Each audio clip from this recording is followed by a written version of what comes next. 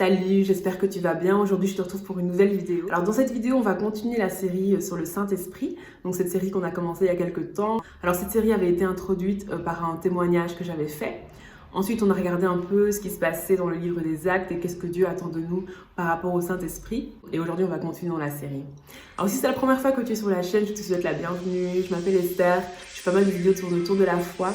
Donc, si ça te parle, n'hésite surtout pas à t'abonner. Et j'espère vraiment que tu seras béni.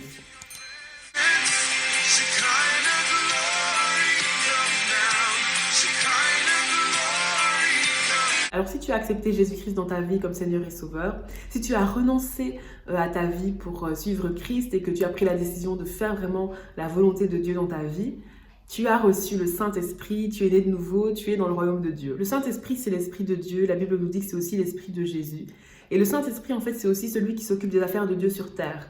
Donc quand quelqu'un est guéri, quand quelqu'un est délivré, quand quelqu'un ressent la présence de Dieu, quand quelqu'un a chaud dans son cœur parce qu'on est en train de prier avec la personne, c'est le Saint-Esprit. Alors il y a un verset très intéressant dans la parole de Dieu qui nous dit, dans Éphésiens 5, verset 18, « Ne vous enivrez pas de vin, c'est de la débauche.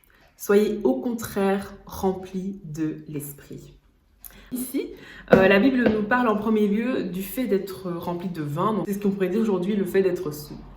Alors, qu'est-ce qui se passe quand quelqu'un est sous? Quand quelqu'un est sous, on va remarquer que son comportement va changer. C'est-à-dire que il va avoir une autre attitude, il va avoir un autre comportement.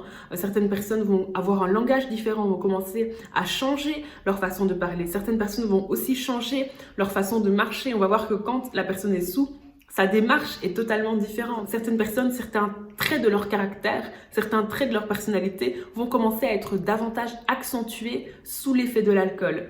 Certaines personnes vont vraiment avoir une attitude totalement différente, un comportement totalement différent à cause de l'alcool. L'alcool, en fait, va vraiment changer le comportement de la personne, va vraiment changer la façon d'être de la personne, que ce soit au niveau de sa façon de marcher, de parler, que ce soit au niveau de son attitude, de sa façon de se tenir, etc. On va clairement voir une différence. Si, en fait, la Bible nous recommande d'être rempli du Saint-Esprit. Donc, de la même façon que l'alcool va influencer une personne qui est sous au point que son langage change, au point que son comportement change, au point qu'il puisse même vouloir s'habiller de façon différente, au point qu'il ait une autre démarche, au point qu'il ait une autre attitude. La Bible ici nous recommande en fait d'être rempli du Saint-Esprit au point que le Saint-Esprit va impacter notre comportement, au point que le Saint-Esprit va impacter notre langage, au point que le Saint-Esprit va impacter notre attitude, au point que le Saint-Esprit va totalement changer en fait la façon d'être. Par exemple, et dans la parole de Dieu, si on prend le cas par exemple de Pierre, l'apôtre Pierre, on voit que dans les évangiles, il a renié Jésus. C'est une histoire qui est très connue. Donc, Jésus avait dit à Pierre, avant que le coq ne chante, tu m'auras renié 3 fois. Et c'est vrai qu'en effet, Pierre avait renié Jésus 3 fois. Il y a des personnes qui sont venues auprès de Pierre en disant, mais toi, tu étais avec le Nazaréen, toi, tu étais avec Jésus-Christ de Nazareth, etc. Tu es l'un d'eux, etc.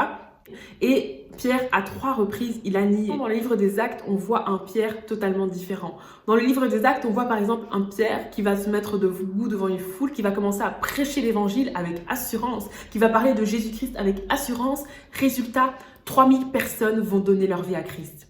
Le même Pierre qui, dans les évangiles, renie Jésus 3 fois, est le même Pierre qui, dans le livre des Actes, amène des milliers d'âmes à Christ. Quelle est la différence entre l'attitude de Pierre dans les évangiles et l'attitude de Pierre dans les livres des Actes? La différence, c'est le Saint-Esprit.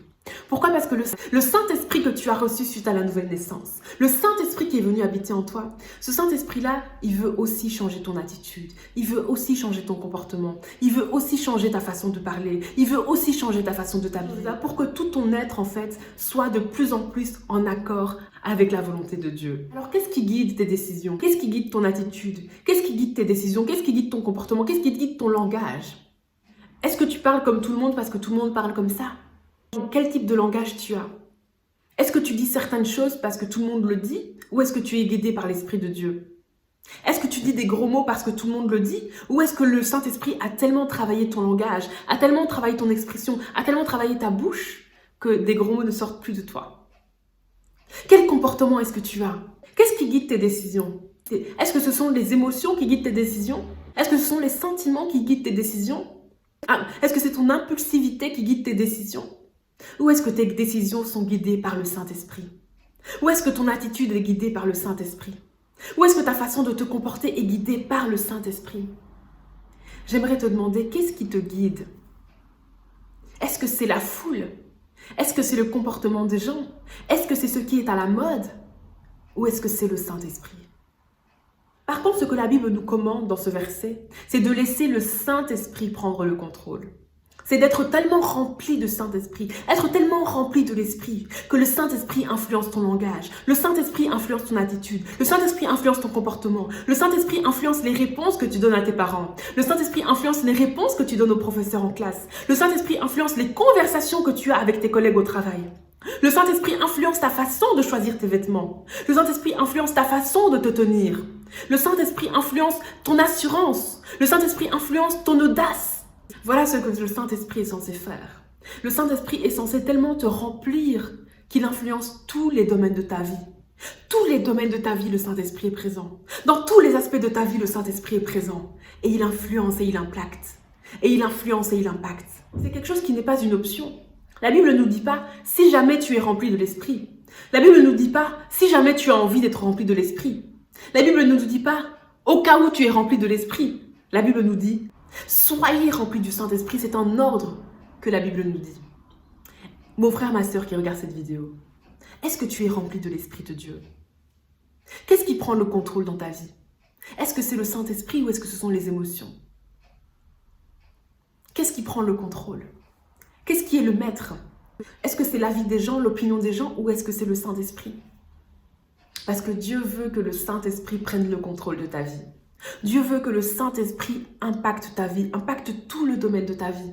Parce que Dieu veut t'utiliser puissamment. Mais pour que Dieu puisse t'utiliser puissamment, il faut moins de toi et plus de lui. Moins de toi et plus de lui. Laisse plus de place au Saint-Esprit dans ta vie. Laisse plus de place au Saint-Esprit dans ta vie. Passe plus de temps dans la présence de Dieu, plus de temps dans la prière, plus de temps dans la méditation de la parole de Dieu, plus de temps dans la louange, plus de temps dans l'adoration, plus de temps où tu vas juste dans la présence de Dieu et tu restes dans la présence de Dieu et tu parles à Dieu et tu lui déverses ton cœur. Plus de temps où tu veux connaître Dieu, tu veux connaître le cœur de Dieu. Plus de temps où tu veux vraiment avoir des révélations de la parole de Dieu. Plus de temps où tu veux être conduit par l'Esprit de Dieu. Passe plus de temps le matin quand tu te réveilles à dire « Saint-Esprit, prends le contrôle de ma journée. Saint-Esprit, prends le contrôle de mes décisions. Saint-Esprit, prends le contrôle de tout ce qui va se passer aujourd'hui. Saint-Esprit, je ne veux pas que ce soit ma volonté qui soit faite, mais que ce soit ta volonté. Saint-Esprit, prends le contrôle. Dans cette situation-là, je veux faire ta volonté. Dans cette situation-là, je veux faire ta volonté.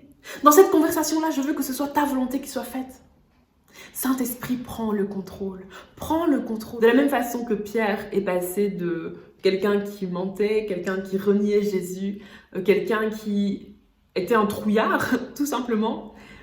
Il est passé de ça à quelqu'un rempli d'assurance, rempli d'audace, qui a vu des miracles se faire, qui a vu la gloire de Dieu, totalement transformé. Encourage vraiment à vraiment t'abandonner dans la présence de Dieu et à vraiment faire de la volonté de Dieu une priorité dans ta vie.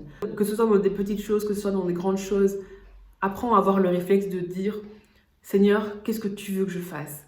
Dans cette situation-là, quelle est ta volonté? Qu'est-ce que tu aimerais que je fasse? Quelle décision tu aimerais que je prenne dans cette situation? Comment est-ce que tu aimerais que je me comporte dans cette situation? » Je t'encourage vraiment à laisser beaucoup plus de place à Dieu dans tous les domaines de ta vie. Dieu n'est pas là seulement quand on est à l'église, Dieu n'est pas seulement là quand on prie. Dieu, il va influencer tous les domaines de notre vie. Le Saint-Esprit veut être présent dans tous les domaines de notre vie et je t'encourage vraiment à lui laisser de la place. Voilà, je te remercie vraiment d'avoir suivi cette vidéo jusqu'au bout. J'espère que cette vidéo t'a plu. Je te retrouve mercredi à 18 h. On va toujours continuer la série sur le Saint-Esprit. Et j'espère que c'est une vidéo qui te bénira. En tout cas, voilà, je te souhaite plein de bonnes choses. J'espère que ta semaine a bien commencé. Et voilà, à mercredi, 18 h. En attendant, plein de bonnes choses. Bye.